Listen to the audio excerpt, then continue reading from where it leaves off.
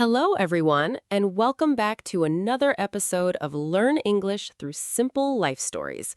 We're so happy you're spending part of your day with us. Whether you're commuting, cooking dinner, taking a break at work, or relaxing at home, thank you for joining us. Today's story begins in a modern office. No dramatic accident, no mystery, no lost treasure. Just one new employee and a lot of unexpected questions. Laughs. Sometimes the biggest changes don't arrive with loud announcements. Sometimes they simply walk through the office door carrying a laptop and a coffee. Exactly. And today's story isn't really about one person. It's about how workplaces are changing and how every generation has something valuable to teach. So, let's begin. A few months ago, one of my friends told me an interesting story about his office. His company had hired a new employee named Alex. Alex was 23 years old. It was his first full-time job after graduating from university. Everyone expected him to be nervous, but something surprised the whole team. On Alex's first day, he arrived 10 minutes early. He smiled at everyone, introduced himself confidently, shook hands with the manager, and then, before anyone even started the orientation, he asked a question. "Can I ask something?" The manager smiled. "Of course."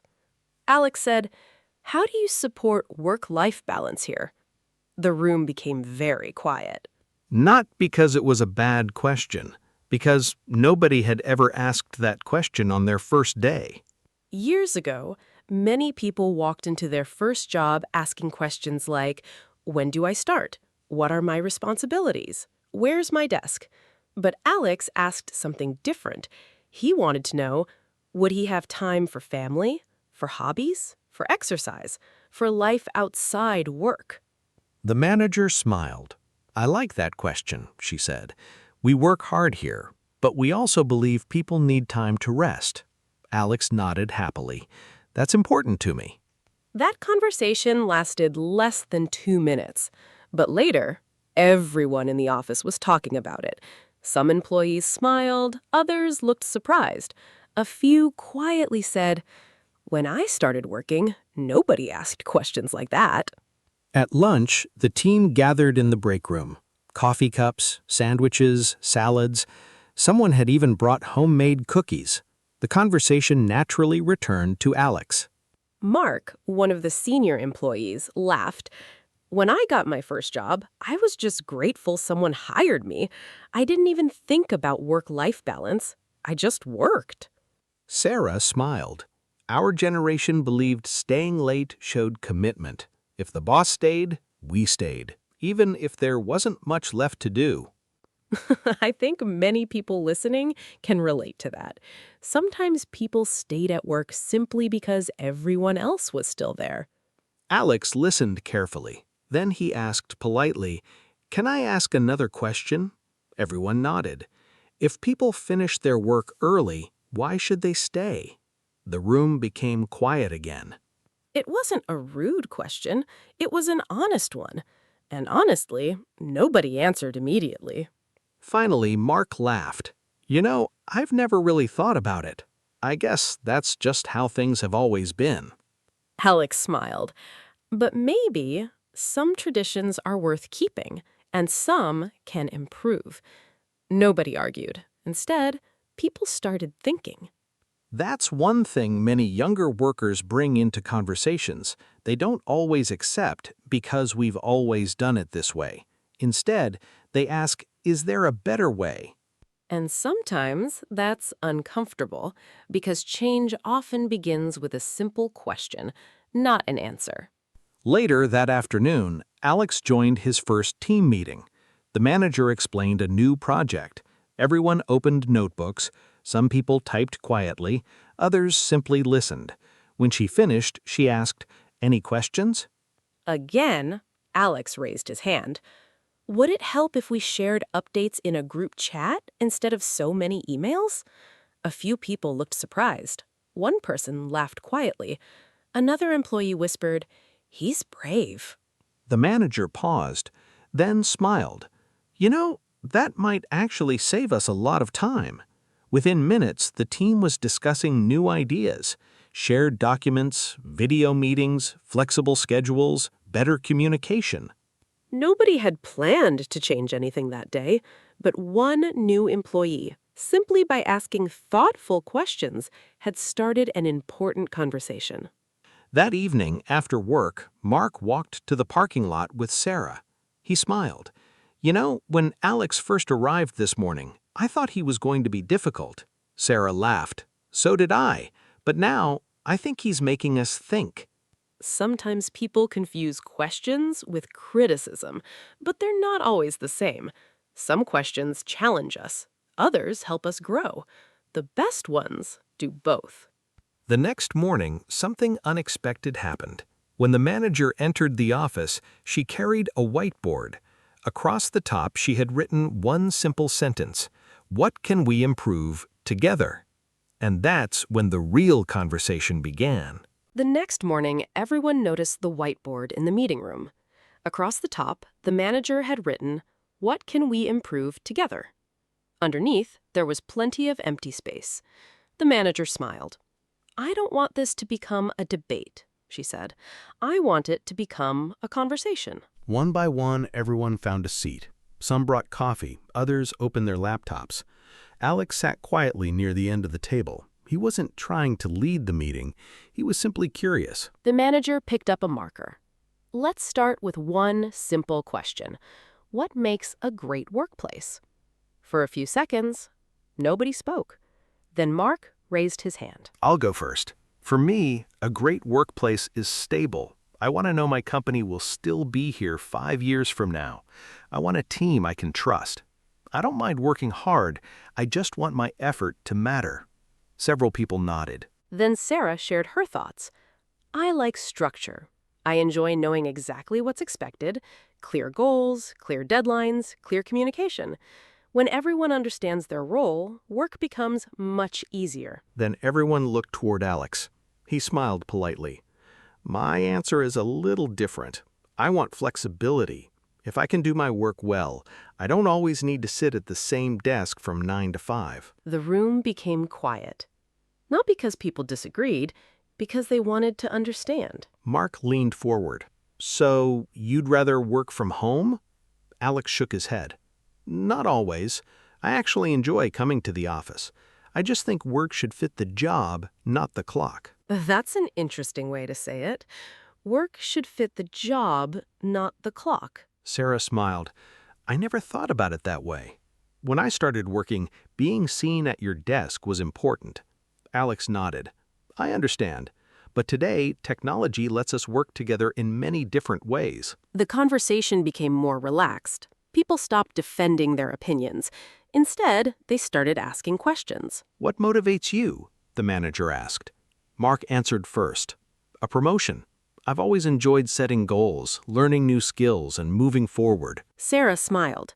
For me, it's teamwork. I enjoy helping people. When the whole team succeeds, I feel successful. Then Alex thought for a moment. I enjoy learning too, but success also means having time for my family, my friends, my health.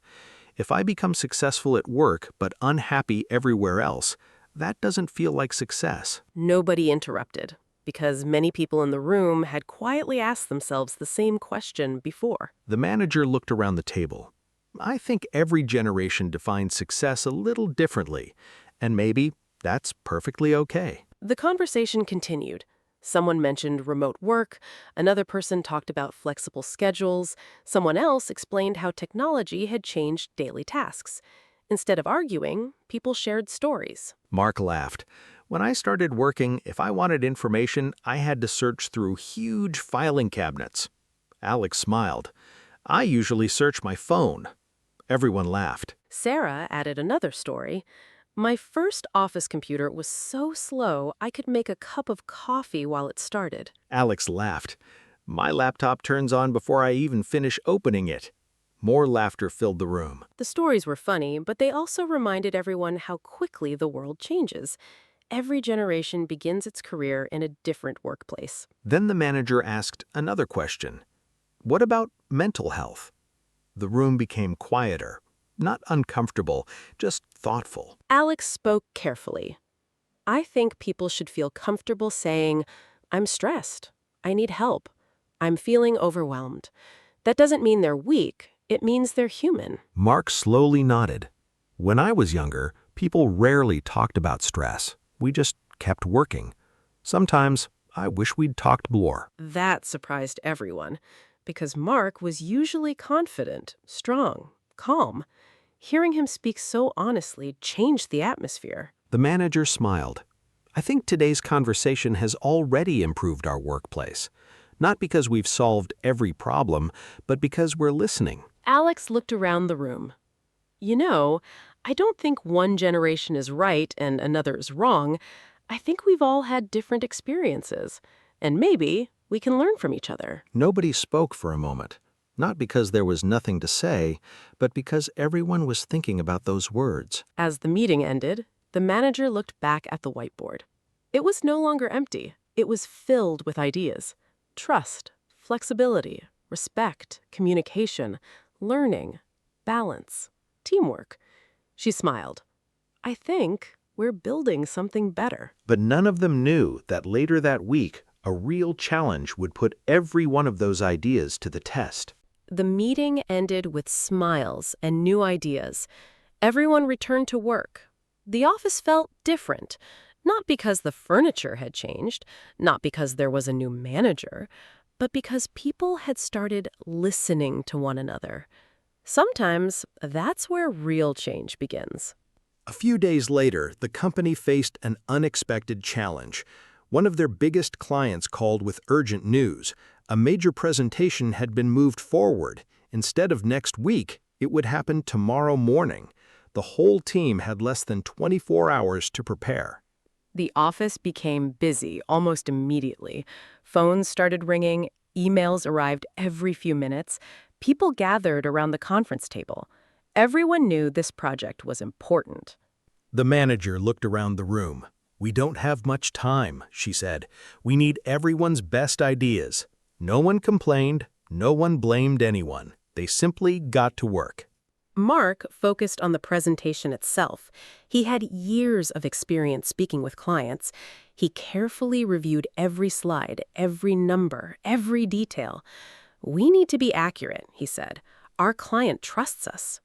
Sarah organized the team. She created a checklist, assigned responsibilities, scheduled short meetings, made sure everyone knew what to do. If we stay organized, she said, we'll finish on time. Meanwhile, Alex noticed something. The team was spending too much time emailing updated files back and forth. People were confused. Which version is the newest? I thought this was already fixed. I can't find the latest document. The same questions kept coming. Alex raised his hand. I have an idea. What if we use one shared online document instead? Everyone can work together in real time. There won't be 5 different versions. The room became quiet. Then Mark smiled. I've never used that before. Can you show us? Within a few minutes, Alex explained how everything worked. People began editing the same file together. Changes appeared instantly, comments were easy to follow, questions were answered faster. Suddenly, the project started moving much quicker. Mark laughed. I have to admit, I didn't think I'd learn something new today. Alex smiled. And I learned something from you. When you practiced the presentation, I realized how important experience really is. Mark looked surprised. What do you mean? Alex answered, You know how to speak calmly. You understand what clients care about. I know technology, but experience, that takes years. Mark smiled proudly. Thank you. Sarah looked around the room. You know what's happening. We're not competing. We're combining our strengths. Everyone nodded. That simple sentence described the whole day. The next morning, the team arrived early, not because they had to, because they wanted to support one another. They reviewed the presentation one last time, took a deep breath, and entered the meeting. The presentation went smoothly. The client asked thoughtful questions. Mark answered with confidence. Sarah explained the project plan clearly. Alex demonstrated the new digital tools that would save the client time. Each person contributed something different. Together, they made an excellent team. When the meeting ended, the client smiled. "Thank you," she said. "This was one of the clearest presentations we've seen. We're excited to continue working with your company." The whole team quietly celebrated, not with loud cheers, but with relieved smiles. Later that afternoon, the manager gathered everyone once again. "I've been thinking about our conversation earlier this week. At first, I thought we were talking about different generations, but now I think we were talking about something much bigger. We were talking about learning." She continued, "Every generation brings something valuable. Experience, fresh ideas, new technology, patience, creativity, leadership, curiosity.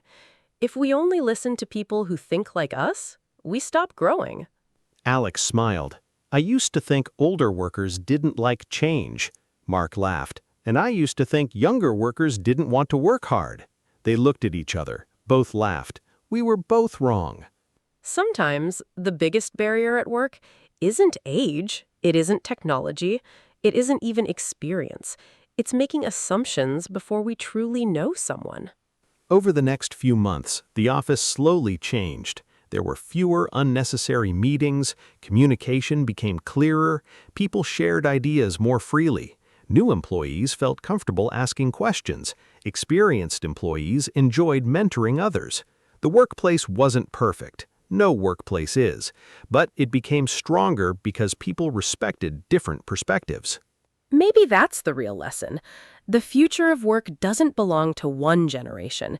It belongs to people who are willing to learn, to listen, and to grow together. And that's a lesson we can all take with us, whether we're starting our first job, leading a team, or simply learning English one conversation at a time. Before we finish today's episode, we'd love to hear from you. What do you think makes a great workplace? Is it flexibility, a friendly team, a good manager, opportunities to learn, or something else? Share your thoughts in the comments. We'd love to read them. Thank you so much for listening.